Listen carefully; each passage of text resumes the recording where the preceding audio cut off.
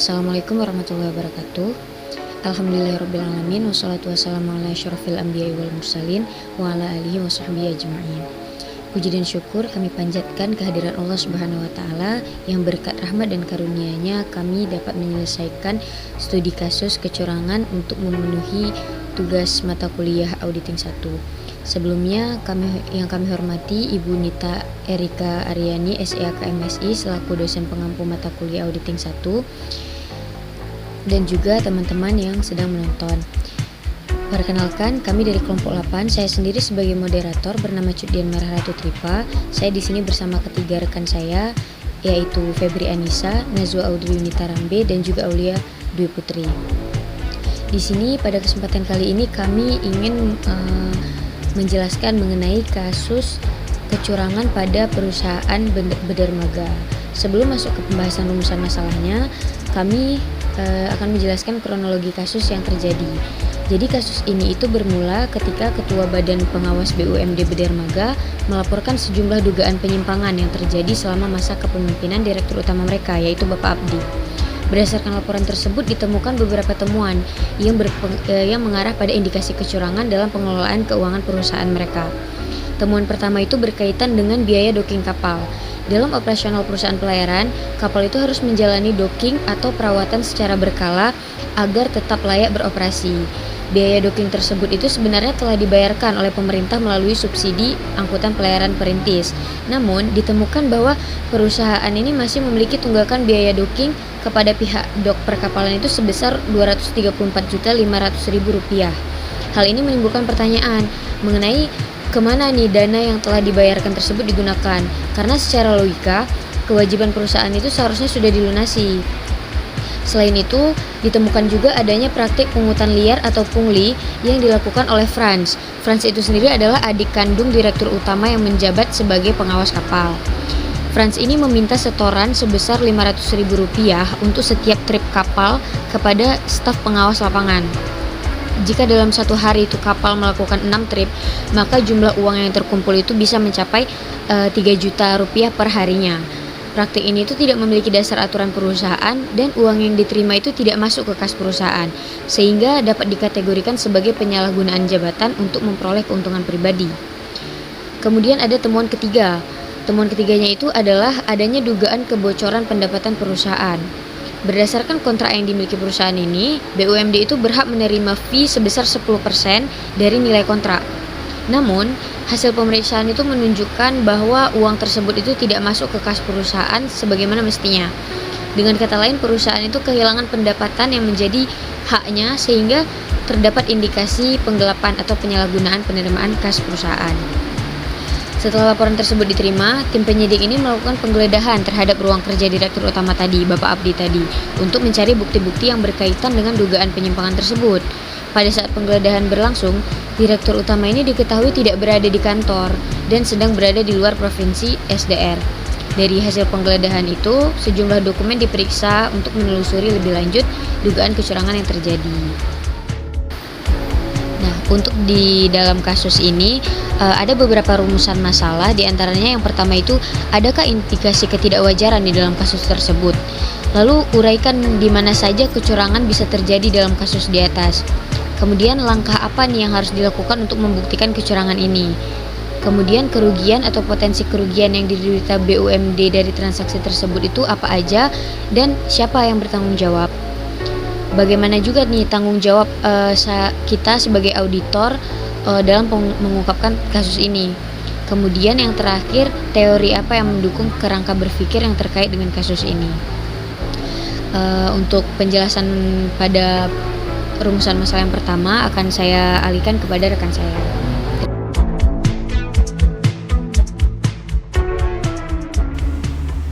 Perkenalkan, nama saya Aulia Dwi Putri dengan NPM 240110301013.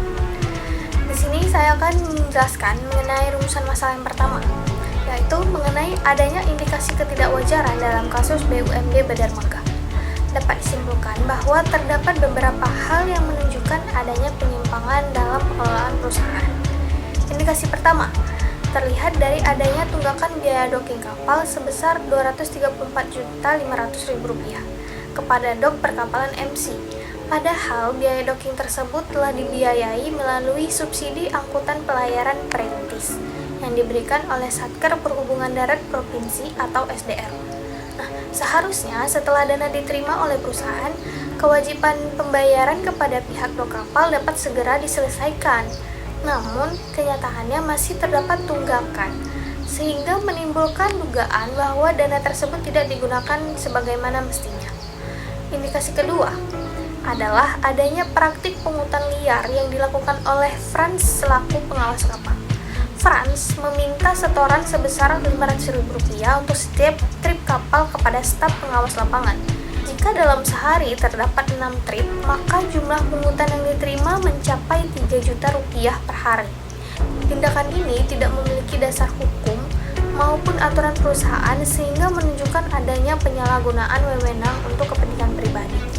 Selanjutnya, ditemukan dugaan kebocoran pendapatan perusahaan dalam fee kontrak KPM 11E pada tahun 2023 dan 2024. Perusahaan seharusnya memperoleh fee sebesar 10% dari nilai kontrak dan mencatatnya sebagai pendapatan yang masuk ke kas perusahaan. Akan tetapi, hasil pemeriksaan menunjukkan bahwa dana tersebut tidak masuk ke kas perusahaan. Hal ini mengindikasikan adanya ketidaksesuaian antara pendapatan yang seharusnya diterima dengan pendapatan yang tercatat. Berdasarkan temuan-temuan tersebut, dapat disimpulkan bahwa terdapat indikasi ketidakwajaran berupa tunggakan pembayaran yang tidak semestinya terjadi, praktik pemungutan liar, serta kebocoran pendapatan perusahaan. Kondisi ini menunjukkan adanya kelemahan dalam pengawasan dan pengendalian internal yang berpotensi menimbulkan kerugian bagi perusahaan maupun negara. Baik, saya akan menjelaskan juga mengenai rumusan masalah yang kedua, yaitu di mana saja kecurangan dapat terjadi dalam kasus BUMD Badarmaga. Terdapat beberapa bentuk kecurangan yang dapat diidentifikasi berdasarkan fakta-fakta yang ditemukan. Pertama, kecurangan dapat terjadi pada pengelolaan dana docking kapal. Dalam kasus ini, biaya docking kapal telah dibiayai melalui subsidi angkutan pelayaran perintis yang diberikan oleh pemerintah. Namun, meskipun dana telah diterima oleh perusahaan, masih terdapat tunggakan pembayaran kepada pihak dok perkapalan MC sebesar Rp234.500.000. Kondisi ini menimbulkan dugaan bahwa dana tersebut tidak digunakan sesuai dengan tujuan yang telah ditetapkan atau bahkan berpotensi disalahgunakan oleh pihak tertentu. Kedua, kecurangan terjadi dalam bentuk pemungutan liar yang dilakukan oleh Franz selaku pengawas kapal. Franz meminta setoran sebesar Rp500.000 untuk setiap trip kapal kepada staf pengawasan lapangan. Praktik ini tidak memiliki dasar hukum maupun ketentuan resmi perusahaan. Oleh karena itu, tindakan tersebut dapat dikategorikan sebagai penyalahgunaan jabatan untuk memperoleh keuntungan pribadi. Ketiga, terdapat indikasi kecurangan pada penerimaan pendapatan perusahaan. Berdasarkan hasil pemeriksaan, perusahaan seharusnya menerima fee sebesar 10% dari nilai kontrak KPM 11E pada tahun 2023 dan 2024. Akan tetapi, dana tersebut tidak tercatat masuk ke kas perusahaan. Hal ini menunjukkan adanya kemungkinan penggelapan atau kebocoran pendapatan yang mengakibatkan perusahaan kehilangan hak atas penerimaan yang seharusnya diperoleh. Selain itu, adanya perbedaan antara transaksi yang terjadi dengan pencatatan yang ada dalam perusahaan. Juga dapat mengarah pada kemungkinan manipulasi laporan keuangan. Manipulasi tersebut dapat dilakukan untuk menyembunyikan penyalahgunaan dana, menutupi kebocoran pendapatan, atau menghindari pertanggungjawaban atas tindakan yang merugikan perusahaan. Dengan demikian, kecurangan dalam kasus ini dapat terjadi pada pengelolaan dana docking, praktik pemungutan liar, penerimaan pendapatan perusahaan, serta manipulasi laporan keuangan. Seluruh tindakan tersebut berpotensi menimbulkan kerugian bagi perusahaan dan negara, serta menunjukkan lemahnya sistem pengendalian internal yang diterapkan oleh perusahaan Badarmaga. Sekian dari saya serahkan kepada teman saya. Baik, di sini saya akan menjelaskan pertanyaan yang nomor 3, yaitu langkah-langkah pembuktian kecurangan audit. Yang pertama yaitu dalam audit investigasi adalah langkahnya yang pertama mengumpulkan dan mengamankan seluruh bukti yang berkaitan dengan dugaan kecurangan. Bukti yang diperoleh harus dijaga keasliannya melalui chain of custody, pengamanan data elektronik, dan pencatatan dalam evidence log. Selanjutnya, auditor melakukan pemeriksaan dokumen menggunakan teknik vouching, tracing, dan analisis variance untuk memastikan transaksi telah didukung bukti yang sah dan dicatat secara benar. Auditor juga melakukan konfirmasi kepada pihak ketiga seperti dok perkapalan MC untuk memperoleh bukti yang independen dan objektif. Setelah memperoleh bukti awal, auditor melakukan wawancara dan klarifikasi kepada pihak-pihak yang terkait untuk mendapatkan informasi yang lebih mendalam. Auditor kemudian menelusuri aliran dana menggunakan rekonsiliasi bank forensik dan metode follow the money guna mengetahui apakah terdapat penyalahgunaan dana. Selanjutnya dilakukan perhitungan kerugian berdasarkan bukti yang tersedia dan seluruh hasil pemeriksaan dituangkan ke dalam laporan investigasi sebagai dasar pengambilan keputusan.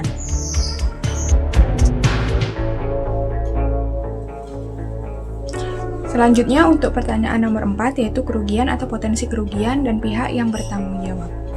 Berdasarkan hasil investigasi, terdapat beberapa kerugian dan potensi kerugian yang dialami perusahaan. Tunggakan biaya docking sebesar Rp234.500.000 menunjukkan adanya dana yang belum disalurkan sebagaimana mestinya. Selain itu, terdapat potensi kebocoran fee sebesar 10% dari kontrak KMP 11R, serta dugaan pungutan liar yang nilainya diperkirakan mencapai Rp1.095.000 per tahun. Di samping kerugian finansial, perusahaan juga menghadapi risiko kerugian reputasi dan sanksi hukum. Dalam kasus ini, terdapat beberapa pihak yang berpotensi bertanggung jawab. Yang pertama yaitu Bapak Abdi sebagai Direktur Utama bertanggung jawab atas pengawasan dan pengendalian perusahaan. Yang kedua, Bapak Prans diduga bertanggung jawab langsung atas praktik pungutan liar yang terjadi. Yang ketiga, bagian keuangan atau kasir juga dapat dimintai pertanggungjawaban apabila terdapat kesalahan atau penyimpangan dalam pencatatan transaksi. Selain itu, yang keempat yaitu manajemen dan pengawas internal juga bertanggung jawab atas lemahnya pengendalian internal yang memungkinkan kecurangan berlangsung dalam jangka waktu tertentu. Baik, nama saya Febri Anissa dengan NPM 24011030100123 dan saya akan menjelaskan tentang tanggung jawab auditor dalam mengungkapkan kasus berdermaga. Sebagai auditor, tanggung jawab utama adalah memastikan bahwa pemeriksaan dilakukan secara objektif dan independen. Artinya, auditor harus bekerja berdasarkan bukti yang ada tanpa berpihak kepada pihak manapun. Auditor juga tidak berwenang menentukan bersalah atau tidaknya seseorang, tetapi fokus pada pengungkapan fakta dan penilaian dampak atas temuan yang ada. Dalam kasus ini, terdapat beberapa fokus pemeriksaan. Yang pertama adalah tunggakan biaya docking kapal yang sebenarnya sudah dibiayai melalui subsidi pemerintah, sehingga perlu ditelusuri apakah terjadi kesalahan pencatatan atau penyimpangan penggunaan dana.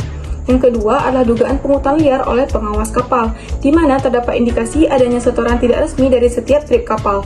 Yang ketiga adalah dugaan kebocoran pendapatan perusahaan dari fee kontrak 10% yang tidak termasuk ke kas perusahaan, sehingga perlu dipastikan alur penerimaan dan pencatatannya.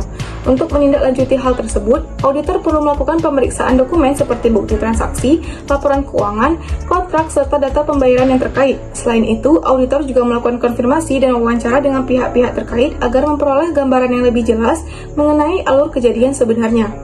Karena terdapat indikasi fraud, auditor dapat menggunakan pendekatan audit investigatif.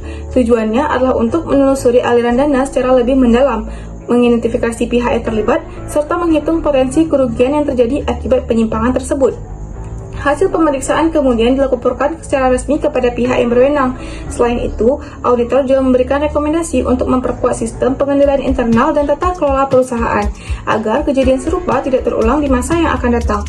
Dengan demikian, auditor berperan penting tidak hanya dalam menemukan penyimpangan, tetapi juga dalam mendukung transparansi, akuntabilitas, dan perbaikan sistem pengelolaan keuangan perusahaan. Terima kasih.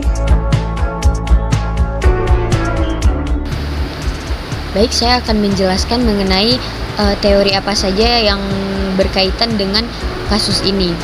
Jadi di dalam kasus ini teori yang mendukung untuk kerangka berpikirnya terkait kasus ini itu ada 3. Yang pertama itu ada fraud triangle theory. Jadi menurut Donald Creasy pada tahun 1953, fraud triangle ini menjelaskan bahwa seseorang itu melakukan kecurangan karena adanya 3 unsur utama. Yang pertama itu ada pressure atau tekanan. Pelaku itu menghadapi tekanan finansial, kebutuhan ekonomi, gaya hidup, atau target tertentu yang mendorongnya melakukan kecurangan. Yang kedua itu karena adanya kesempatan atau opportunity. Kecurangan itu dapat terjadi karena lemahnya pengawasan dan pengendalian internal. Dalam kasus ini, lemahnya pengawasan terhadap penerimaan kas, biaya docking, dan aktivitas pengawas kapal memberikan kesempatan untuk melakukan fraud. Yang ketiga ada rationalization atau rasionalisasi. Pelaku ini membenarkan tindakannya dengan berbagai alasan, misalnya merasa berhak menerima tambahan pendapatan atau menganggap perbuatannya itu tidak merugikan pihak lain.